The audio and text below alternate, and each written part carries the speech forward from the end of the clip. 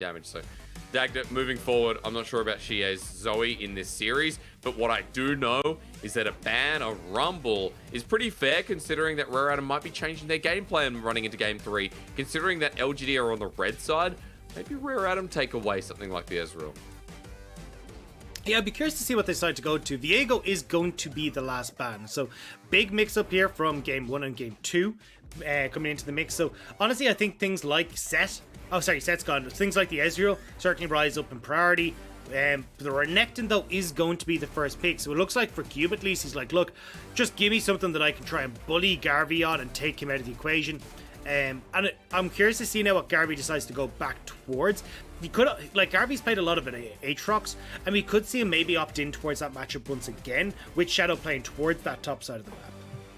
Curious about what Shadow plays, never mind. Okay, this can still go to a solo lane, but everyone remembers Shadow's Lee Sin. A bit of a smile on your screen as well. This would be a treat to round out the series, especially since we're looking at an Italy in response from Le Yen. We have the junglers that really want to start influencing the map.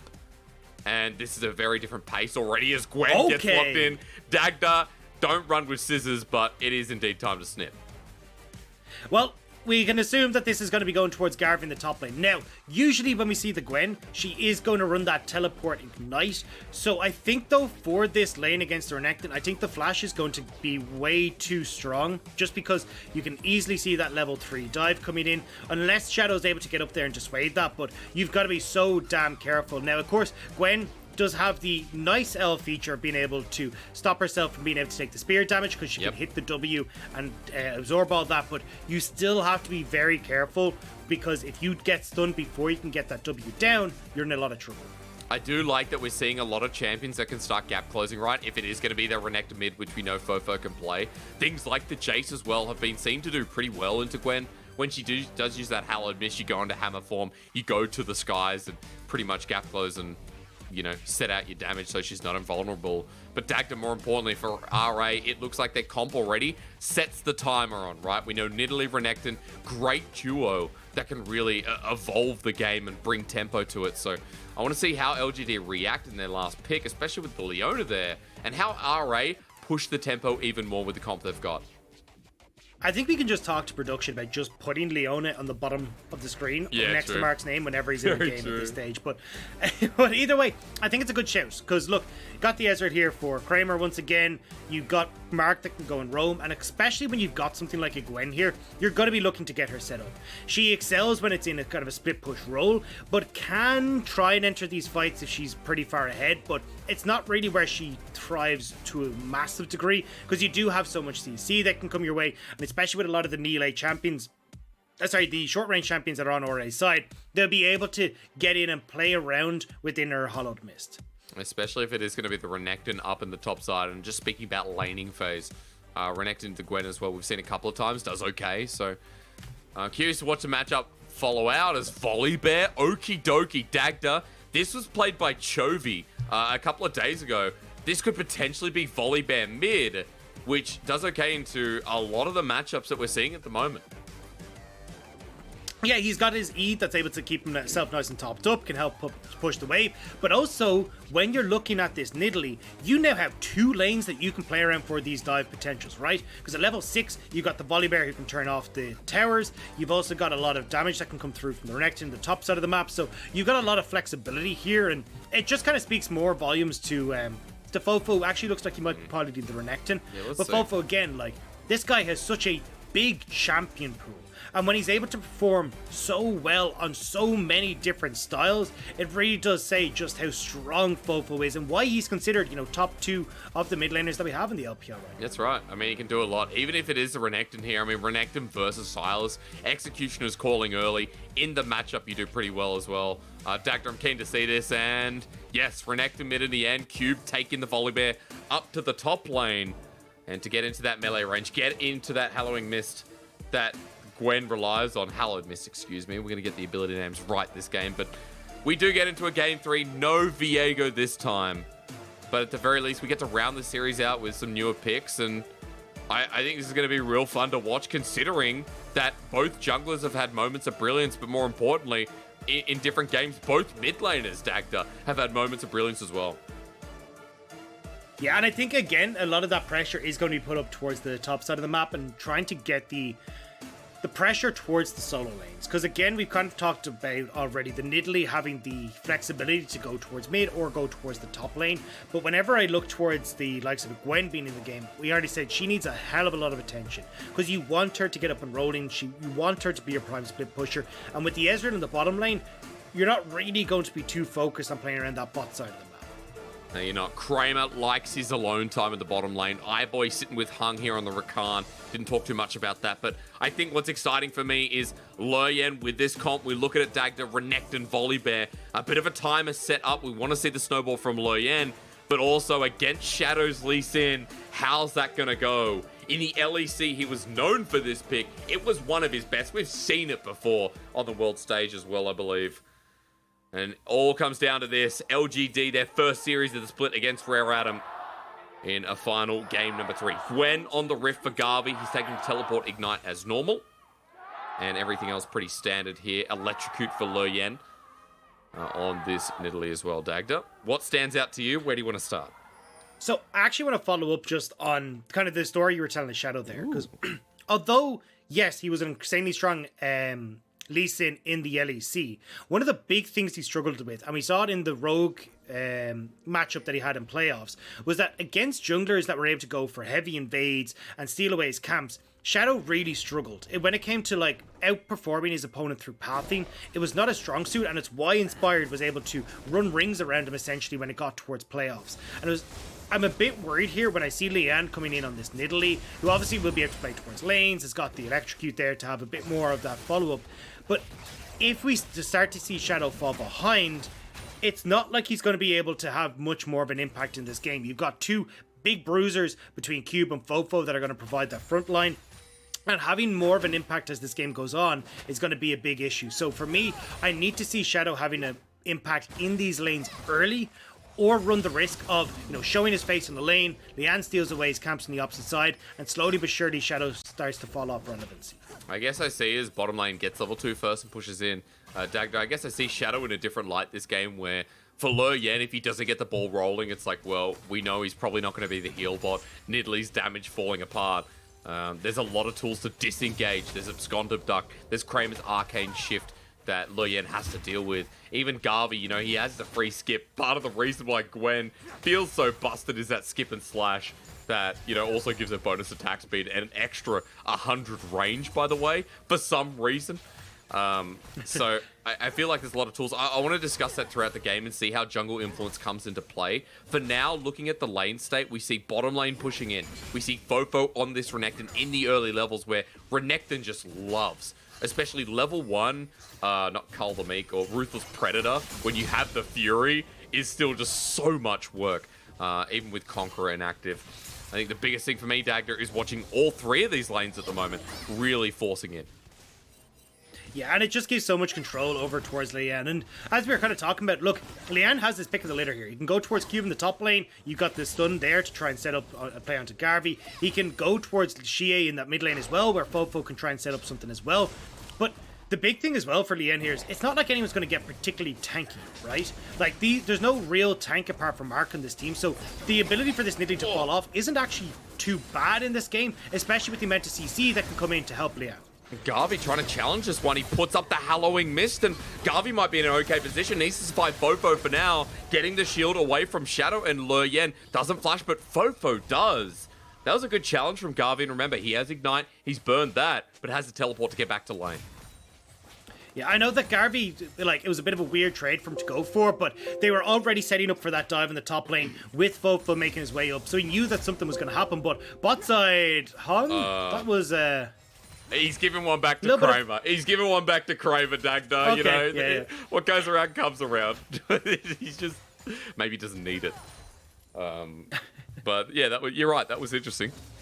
What more to say about that? Hey, Executioner's calling mid lane. Let's change the topic. Good item to start here is Renekton versus Sylas. Yeah, it ends up working out super well. Just the healing, especially in this matchup, is exactly what she is going to be going for. Will be, whenever you see the Conqueror with the Sylas, it's going to be the Kingslayer, the W max. If you see the Fleet Footwork, it's going to be the Q max. So in this one, when you know that Xie is going to be maxing that Kingslayer, you can go towards this early Executioner and go, right, cool, I'm going to just nullify the ability that you are maxing the most and try and turn this back in our favor. Now, you can see Xie getting some nice trades off there, but again, Fofo, now that he's got the Fury built up, should be able to trade a little bit better with Lian hovering in the wings. Let's see what he can do. I would also like to note, love to see Oblivion Orb on Xie. Scondom Duck, he's going back in. That's a low HP Fofo as Kingslayer doesn't heal up enough. First Blood makes it so is Shadow going into melee range to get the next Sonic Wave, but that's nicely done from the LGD mid 2v2. That's twice now Shadow has actually been up here to try and turn these plays around. Now, it means that he's actually turned around that top play where Garvey wasn't getting dove anymore, and now Shadow's once again making sure that you've got Xie safe in this mid lane. So this is super strong performance from Shadow throughout this series, where he's been doing a great job of keeping Lian in check and making sure LGD are coming out on top. And it feels like, you know, if that mid, if that top don't really do much in this game, and LGD starts snowballing the early lead, that feels devastating, right? When you look at Silas and you look at what Snip can do. Speaking of, Garvey in the top lane doesn't have 6, but Cube does. He brings down the Storm. The auto attack's enough. No, the ultimate finally comes out. Cube now flashes, though. Gets his Maws right on into it. The next W on the way. Cube is going to silence Garvey, at least for 13 seconds. And this is what I was talking about, was why LGD needed to put a lot more pressure. Topside is, this Gwen needs time to scale. And, oh, hang on. Shadow walking in. Loyan doesn't hit the spear, but flashes on in. The pounce, one more Javelin toss to secure, but Shadow knows he's out for now. That's unlucky, as Xie now going to have to be cautious, that Loyan and Fofo don't try and jump.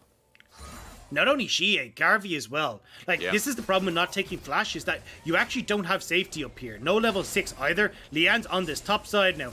We actually saw that Cube backed away.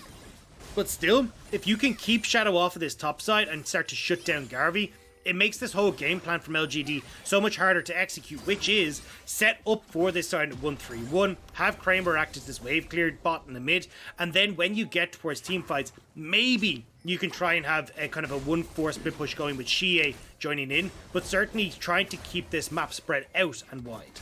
But unfortunately, that solo kill, that hurts him a lot. 10 CS down, kill goes over. That's a Phage and a Kindle Gem. While Xie, he stole away the Dominus, but Loyan spotted out the ward. Xie is going to back off. Fofo, he does have the slice and dice, so shouldn't be too scared, as Mark has now been spotted out roaming. Shadow's going to help him push the wave dagger, and this could just be to set up, go deeper into the enemy bot side jungle, but everyone's going to be looking to contest this. Hung now moving as well. Yeah, you have Mark, you also have first move from Xie. No TP for Cube though, which is why LGD have to back away. They are very cautious of Cube just managing to get in onto this fight before the likes of Garvey can get involved. But I like what LGD are trying to do, right? We've already talked about how Shadow is trying very hard to match what Lian is trying to go for. Well, the deep vision that they had on that top side is going to help out quite a bit, but I'm not sure about turning over towards this Rift Herald now. This could be dangerous. Mark doesn't have the Solar Flare, but Hung now has the quickness. There is a level difference in the top lane as well, while Kramer hits 6, but iBoy's still down here having to catch the wave. It's going to depend how long's the fight going to go for, as Stolen Dominus used right into the middle of it. Fofo going to bring his out as well. He's got a full Fury Barrage. The True Shot Barrage actually adds so many layers. This Herald going to be taken down while Garvey's ready to snip sip once more after getting the passive up. 1,000 cuts does its mark, and Herald goes to LGD.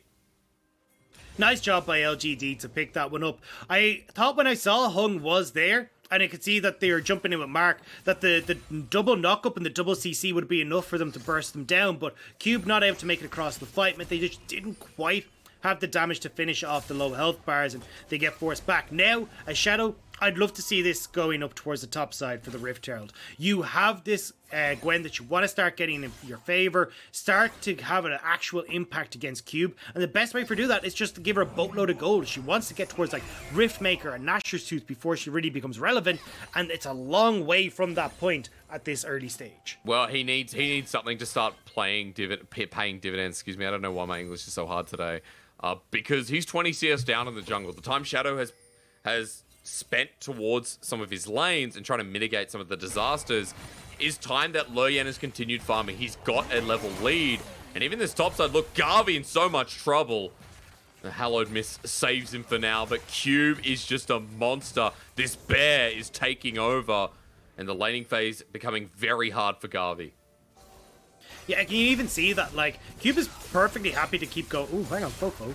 He gets quite low. Hung goes in. Good little knock up here, but quickness has been stolen by Xie. Kingslayer not there. He's broken.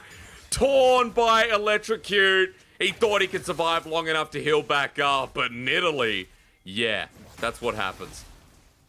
Yeah, especially as you're talking about that Electrocute proc doing so much work in that play, and it means now, again, more pressure coming through from RA. Although, as we look bot side, Mark. Let's see, Mark's going to start the engage, but grand entrance out of there. Kramer with the True Shot Barrage puts him to half health, and this Ezreal lane, something that's going even, probably the one lane right now that's okay for LGD, because Dagda, look across the map, through mid, 10 CS down, and TV. Okay, Cube's going to try and blow this lane up. I was just highlighting Kramer, no. He's been tackled by Cube while slowed down by Fofo is Shadow and Mark. Mark has to flash over the wall. The rest of LGD are out of there, and 10 seconds till Dragon. You know that Rare Adam are going to get that as well.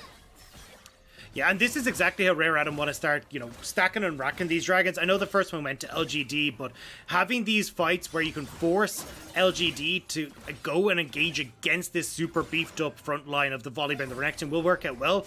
But at least in all this, LGD and Garvey are going to be somewhat happy that Garvey's getting some free time, right? Because he got the 2 turret plates. We're talking about the potential for that Rift turret to go up there. Now you can take the turret for Garvey, get a whole bunch of gold into his back pocket, and try and even up that 400 gold difference that we see in that top lane. It's a shame he wasn't able to get more turret plating. Only got a couple there, but 2 is better than none. As we watch the TP that comes through, and Kramer flash, but unfortunately LGD on the other side of that wall. Yeah, I think he needed to flash towards his team there, but honestly, you're kind of caught again between just 2 bad decisions where there's no real way to escape as Ora are just everywhere. Now, LGD actually are the ones that are going to start up Dragon as Garvey might die. Stormbringer again. Will Cube dive this? Remember, he hasn't stunned the turret. Needlework comes out. First charge, snips it once again. Next Needlework flies through. Garvey can actually solo kill this. He needs to walk away from the Sky Splitter, get past the shield. Garvey's ultimate is already down and he doesn't have a flash, but he has Ignite. Dragon goes down to the way of LGD, actually, while Fofo's roaming up. Garvey now, 1v2. Can he do it? The snip at full stacks here with 1,000 cuts. Cube's going to dive him down. Sky Splitter. And yep, it was a good attempt, or should I just say it was a good death at the end of the day. Yeah, half the zoo shows up in top lane with the bears and the crocodiles, and the little girl does not have the best of times in that scenario, as it will be Gwen going down. And now, though, LGD have decided, look, if they're going to commit 2 members to that top side, we're going to instead try and get some of this gold onto Kramer. Look, Kramer will be in a great spot because of this. He'll be able to get the Muramana, but, like, the 2-item spike that Kramer's already fast approaching, it means that he's not really going to get any stronger past that point, right? He kind of hits it and coasts through the rest of the game. Whereas I think even for Xie or for Garvey, getting this Rift Herald would have been so much nicer. But unfortunately, with the way that this game is gone, LGD just haven't had a chance to get to that top side and try and help out.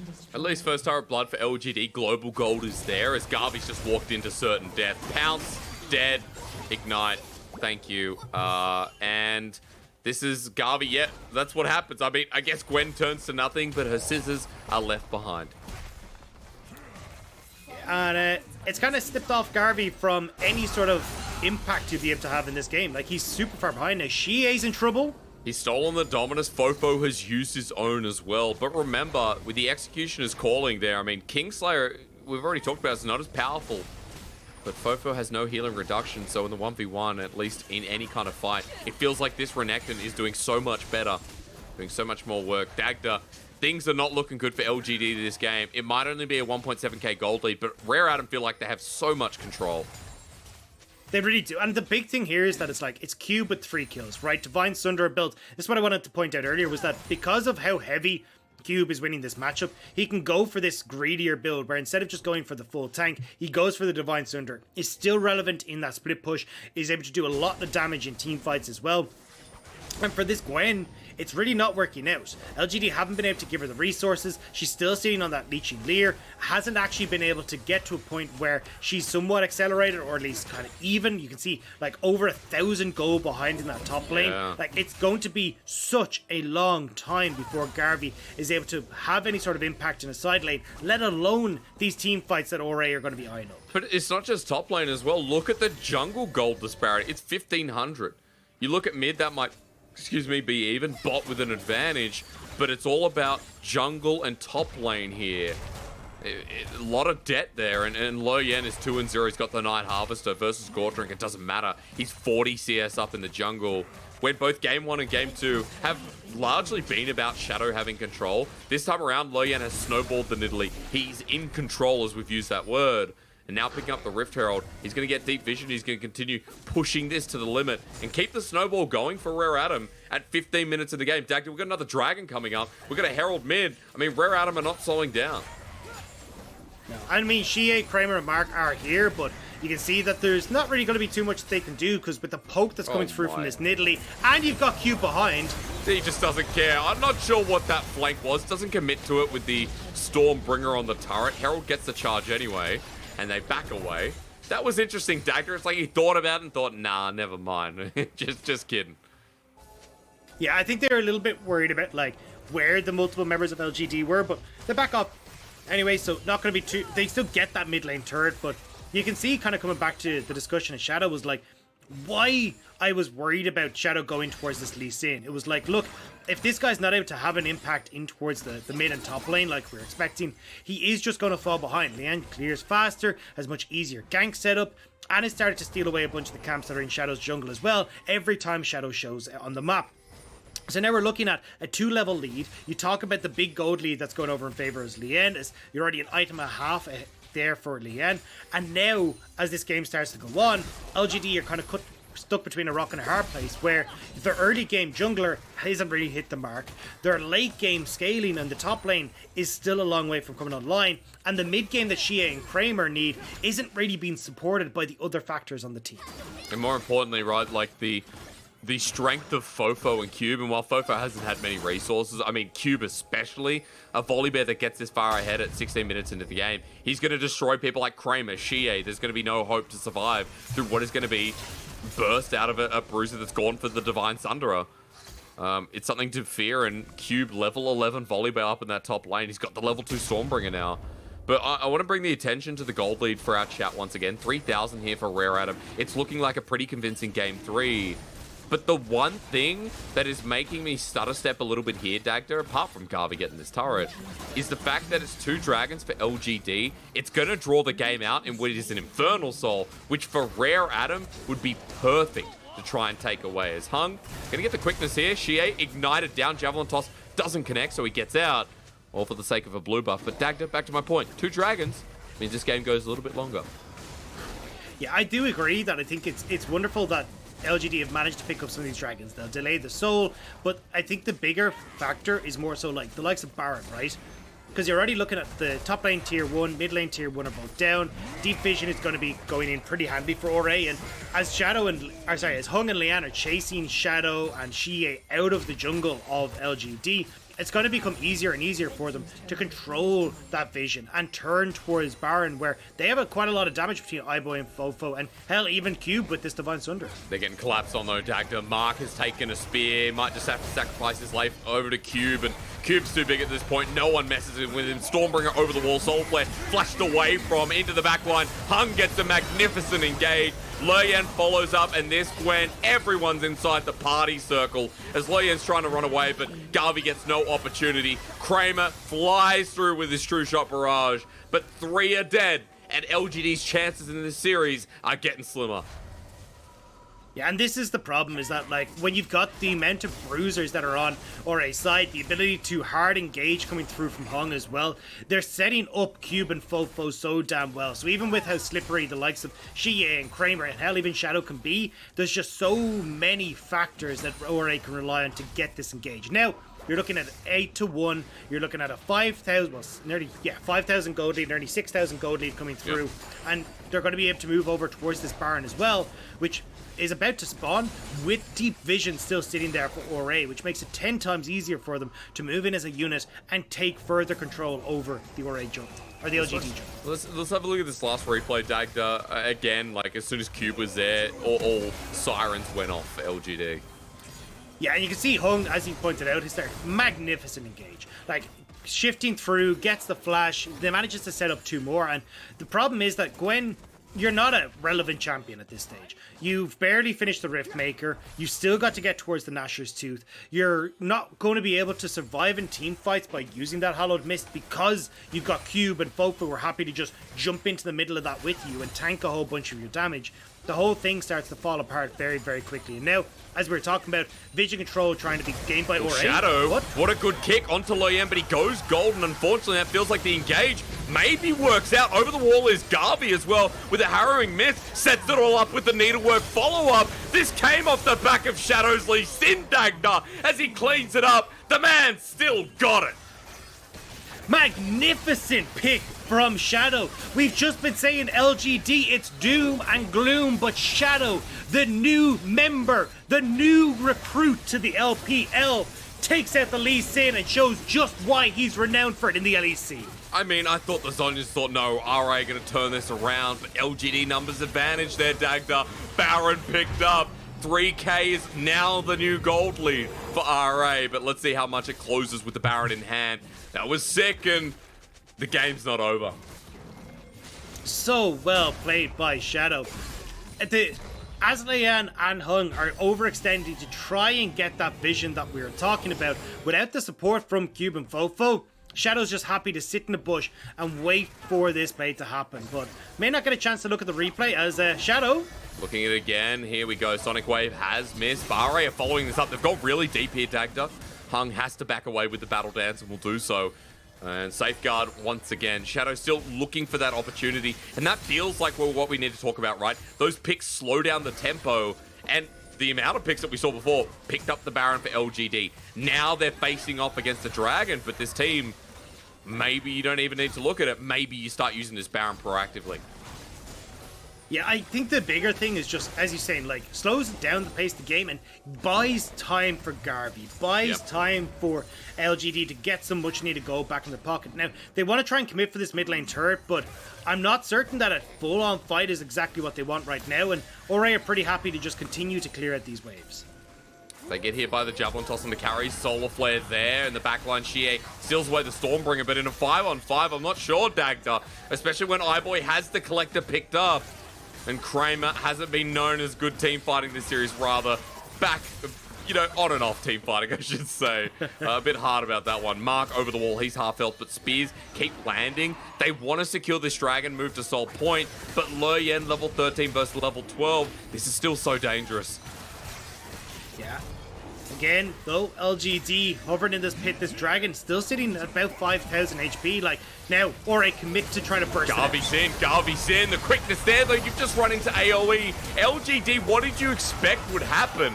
Needlework does absolutely nothing, as now it's up to Kramer. Shadow in the backline, he cleans up with the Dragon's Rage. Fofo draws his attention, but the jungler's now down. Loyen still here, Smite comes through, and as you expect, Dragon goes over to Rare Adam, but Kramer absconded duck from the Shie mid laner. He's going to go down, and Shie goes down as well. I mean, Dagda, I'm confused. What did LGD expect was going to happen?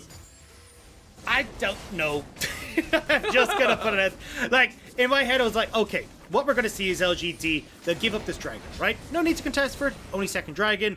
You've just got Baron. Let's go get some of the standing gold. Let's get Garvey off into a side lane where he can try and split push. Let's try and use the fact that Chie also have his TP available, that we can stop any shenanigans.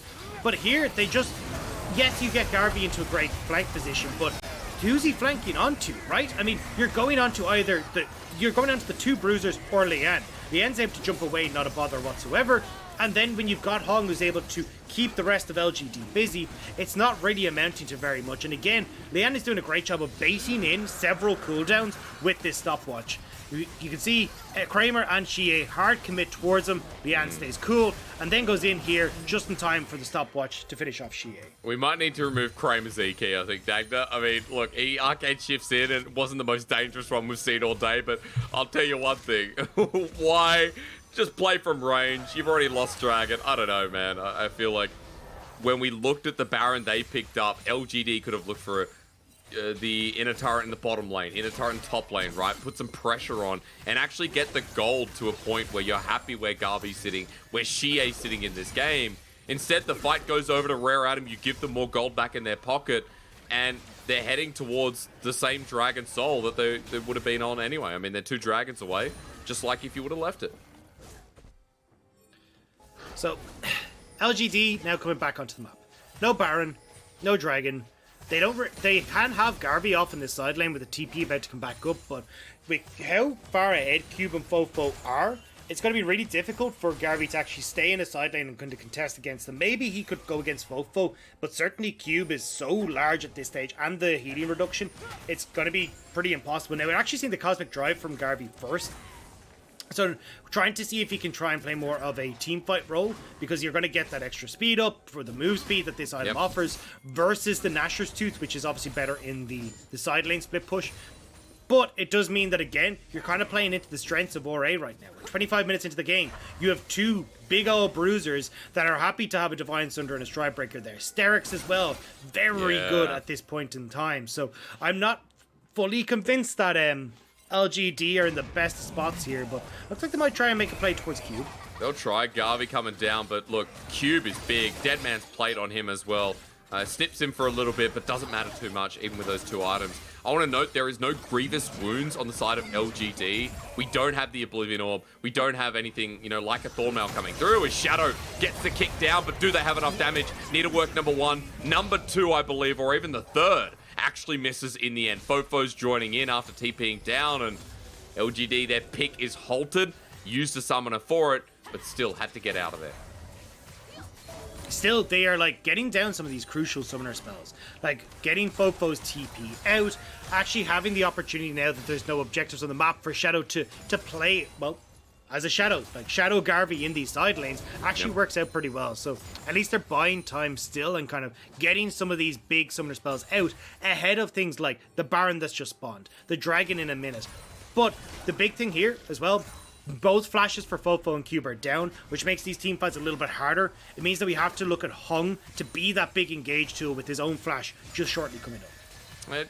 Also, you got to remember the Fofo slice and dice in the middle of a fight, right? I mean, he's not going to die from a couple of shots. We're seeing how tanky he is at this point in the game. So there's always other options, it feels here, but I like you bring up the flashes here. I like that you talk about the summoners being down as a potential opportunity.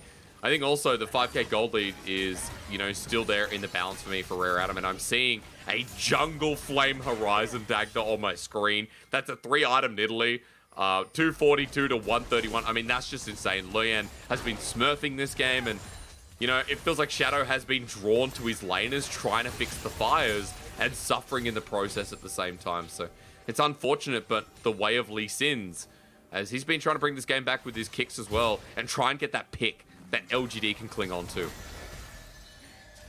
He's actually opted for the Black Cleaver as well, which is surprising. Probably would have prepared the Sterix here for the... Oh, Kramer! Oh, Hung's going in the back line. Everyone jumps on top. This fight's over before it begun. Kramer will get out on the back line, though, while Garvey buys time, but Eyeboy's in with the killer instinct. Hung once more. Stormbringer down. It doesn't matter how many magic circles you have. Garvey is going back to sewing class as everyone gets destroyed with an ace over to Rare Adam. I mean, Kramer, give it, and Kramer, give it more to RA, because this has not been the play. Arcane shifting forward. We just said, like, Hung needs to be the one to find the engage, and he finds the imperfect engage there on towards LGD. Dagda, Shadow's first series, it may be a loss, but I enjoyed it. At the very least, I know LGD will be kicking themselves for losing game number 2. What started out as a great series for them really rolled downhill. It's sad, but Rare Adam definitely deserve it in the win. They punished well, and those solo lanes took control of the game in the end. Well, not even the end, the start, really.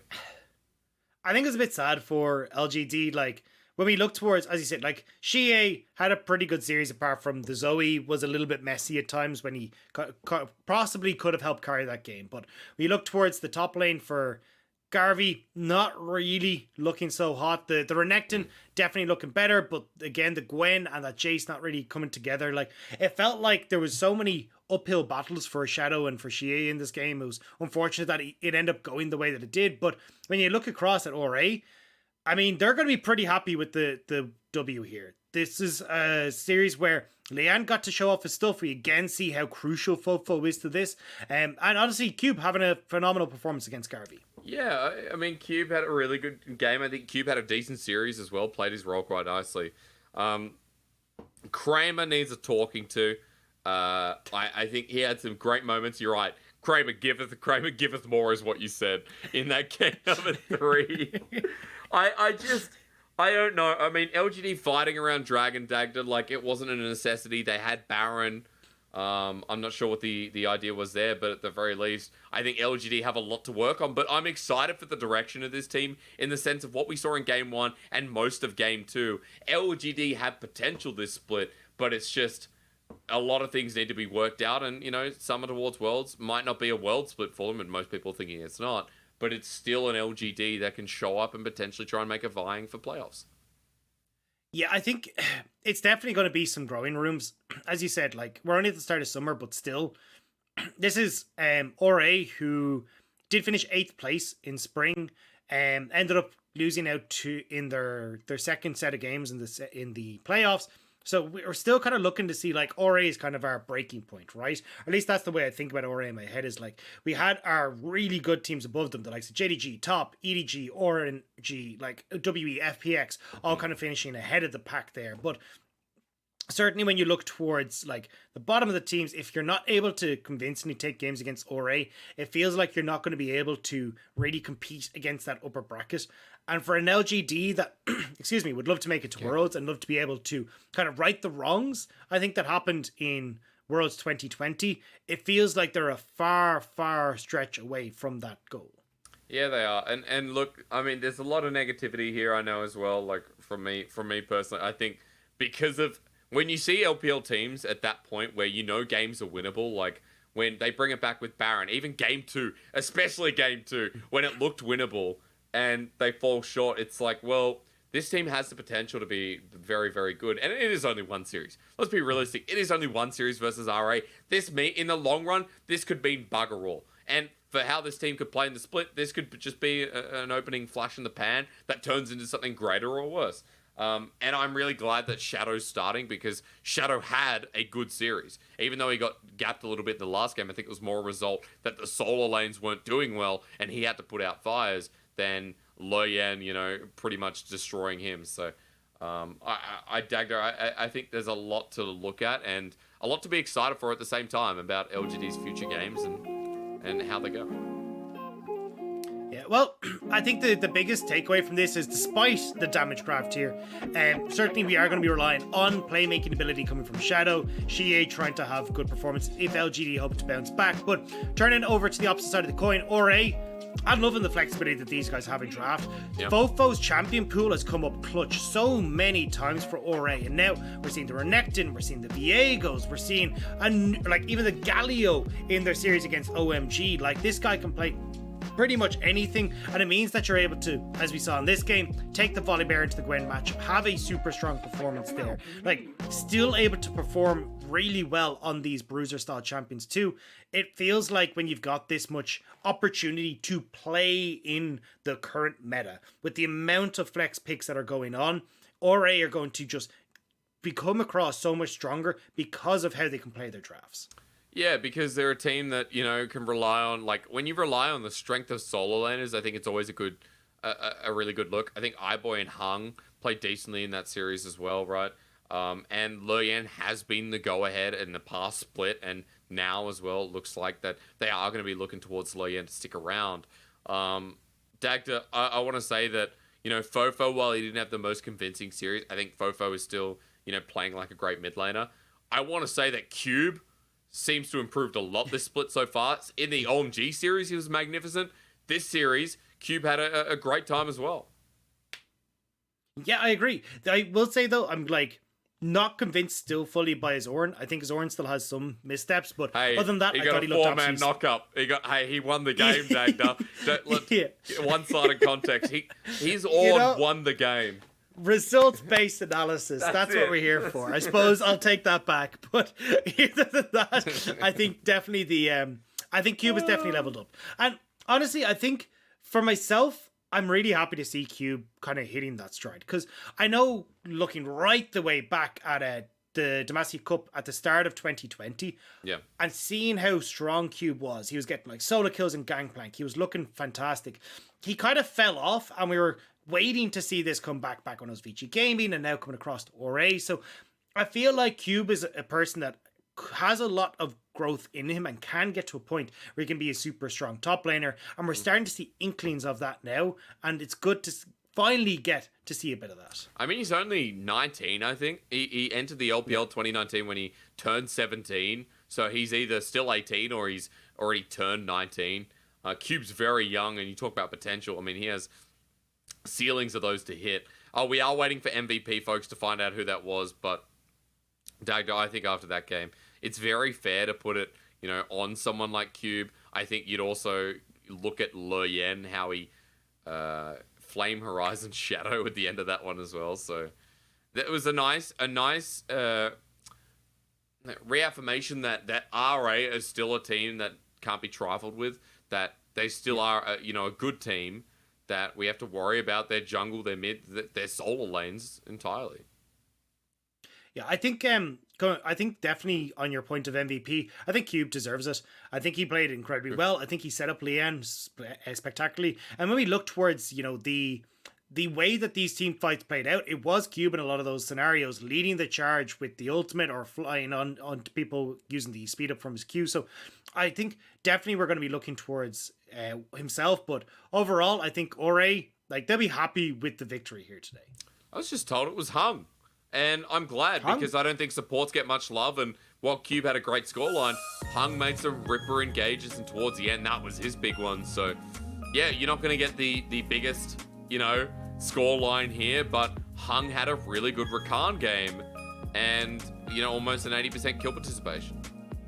Yeah, showing that you don't even need a flash to get a MVP performance here after giving up his first one in the early stages. But after that, I do agree. I think his engages were phenomenal, and especially when we were talking about how you kind of relied on that as RA here for some of these engages and to set up your team. Hung delivered massively on this Rakan. Yeah, we're going to have a look at across all of them, right? Even if it was LGD walking in and trying to fight a 5v5 with the Fed volley bear, Hung's engages. I mean, this is why Hung's Rakan had a lot of respect last year and even last split. And I think Hung is a very underrated support who, well, he's been around in the league for long enough, but it's just a case of, I guess, being overshadowed by sometimes some members in his team, like Fofo, like Le Yen, like Cube. So good to see him get the respect as this is them walking in.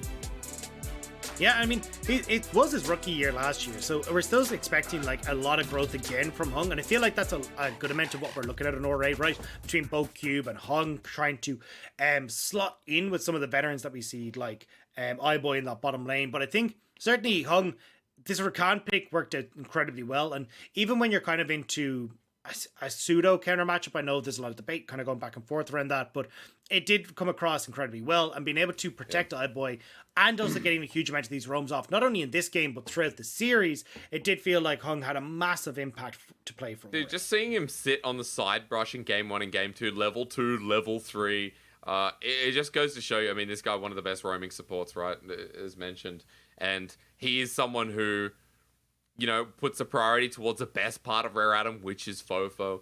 Le Yen, doing the same. It was just a gank through that through the mid lane in game 3, where LGD got there first. They got the first blood and they got the momentum themselves, but things changed up during that game. Dagda, I want to round this out by just saying, for Rare Atom, what comes next. I'm just going to have a quick look at the schedule, because I think Rare Atom are a team that a lot of people will have questions about, but I think a lot of them will get answered in their next series. They're versing EDG in week number 2. So it's an exciting series for them to start off and show us if they are, worthy again of a playoff spot, and if so, how high. Yeah, and I think honestly we're going to get some real answers out of it over the next couple of weeks, because you look at the rest of the schedule, V5, okay, cool. But top eSports, WE coming up as well, then into LNG, JDG, this is where we really get to see kind of where RA sit as we start to go across the rest of our LPL Summer. Isn't it funny, because I think I think their schedule last split, remember, it started off very easy and it rounded out to be quite hard. Yeah. So LRA kind of get the other end of the stick this time around. It'll show us where they are.